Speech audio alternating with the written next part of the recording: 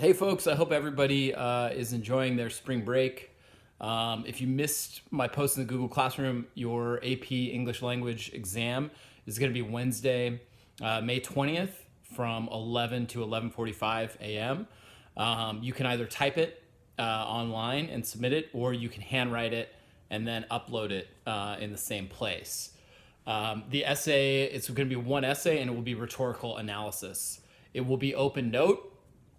And you'll also be able to use a quick, you go to dictionary.com if there's a couple words you don't understand, or you do a quick Google search. You get a rhetorical analysis essay about Margaret Thatcher. You don't know who she is. You can look her up really quickly to help you write your essay. And it'll also be, as I said, open note, and you can access those notes either electronically or you can have them open. What you cannot do is have somebody else write the essay for you, text somebody, email somebody, or have anybody else go into a chat room or something like that. That will be flagged. They have software that can detect for plagiarism and that can see what websites you went to. So it's very important that you do honest work. This exam will also be your final exam in this class, because a couple weeks after you write the essay, I will get copies of the essays to grade. So it'll be both your AP score and your final exam grade in my class. So let's talk a little bit about rhetorical analysis. So we have 6.5 weeks to prepare. So I wanted to just do a quick video going back over some of the basics. So rhetorical, that word is very confusing. It's a fancy way of saying essentially persuasion, right? Persuade somebody, convince somebody to do something, or convince somebody to believe something. So rhetoric is just persuasion. And when you're trying to persuade somebody, the first thing you need to think about is who you're trying to persuade, who your intended audience is, or who the speaker's intended audience is. And those are what we call rhetorical choices or persuasive choices. And that's what you're going to be analyzing. So the decisions speakers make to persuade their audience are called rhetorical choices or persuasive choices. And that's what you'll be analyzing. So you need to answer two questions. What is the speaker's purpose or the writer's purpose? And how do they go about trying to achieve their intended purpose given their intended audience? Why does this skill matter, right? Who cares about rhetoric, Mr. Reynolds?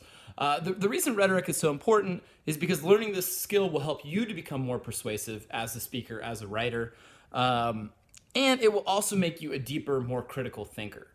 It'll make you somebody who is less easily persuadable.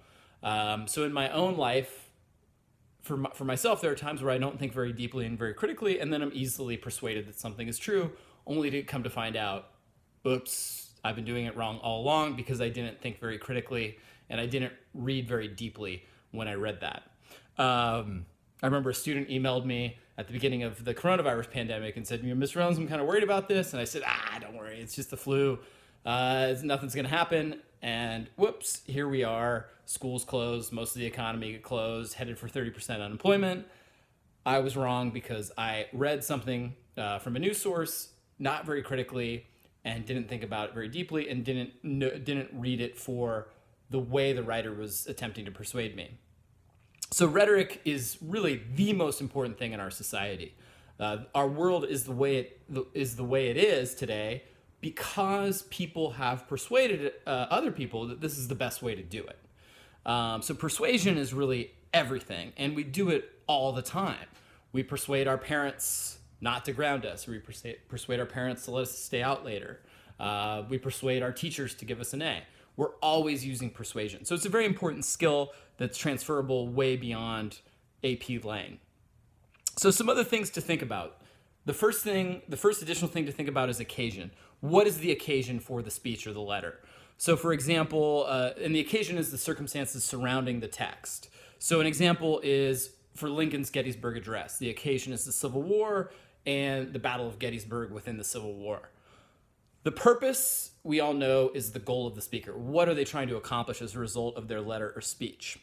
The audience are those who are going to listen to, view, hear, or eventually read the text. So sometimes there are two audiences. There's an immediate audience, like David Foster Wallace is giving a graduation speech, or Madeleine Albright is giving a graduation speech, two speeches we've analyzed this year.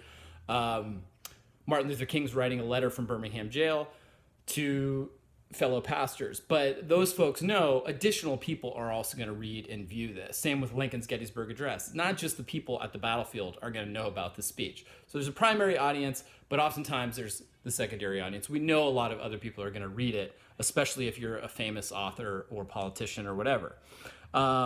When making a rhetorical or persuasive choice, speakers have to consider the values and beliefs of their audience.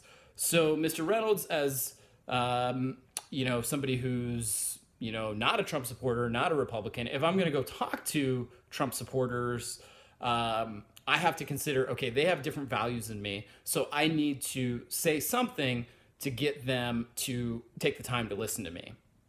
Versus if I'm talking to people who already agree with me, I don't really have to make any concessions.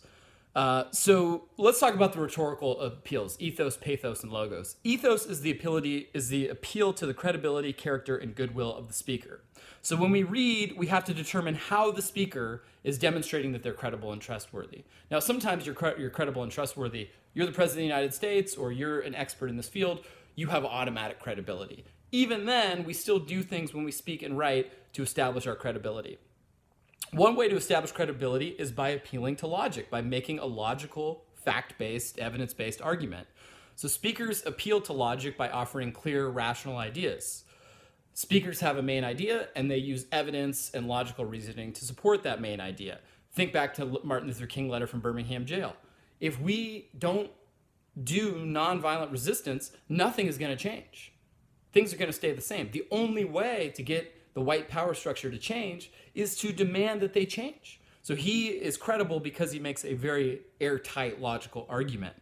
Pathos is the appeal to the emotions, values, desires, hopes, and or fears of the audience. So speakers can appeal to emotion by using words with a strong positive connotation, good, great, terrific, or negative connotation. Gandhi does that in his letter to the British. You guys are evil. You're doing all these evil, bad sorts of things. Those words have negative connotations. Ethos, logos, and pathos work together. A logical argument helps you build credibility.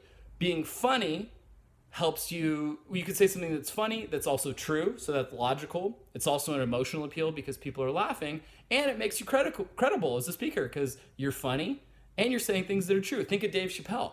Who is smarter in our society than Dave Chappelle? The reason his comedy is so good is because so much of it is so true and it's hilarious. Now, some of it's also pretty offensive, and that diminishes his credibility. President Trump is great at emotional appeals. Just the other day, he's giving a speech, and you see on the text of this transcript of the speech, he crossed out coronavirus. He replaced the word corona with China, calling it the China virus. That's an emotional appeal to his base that kind of eats up that sort of racial animosity. Now, that's appealing to our negative emotions, but that is still pathos. And appealing to our fears can be effective. And I think President Trump has done that. As much as I disagree with that behavior, I think he's done that fairly effectively, and we've analyzed some of his work, some of his speeches.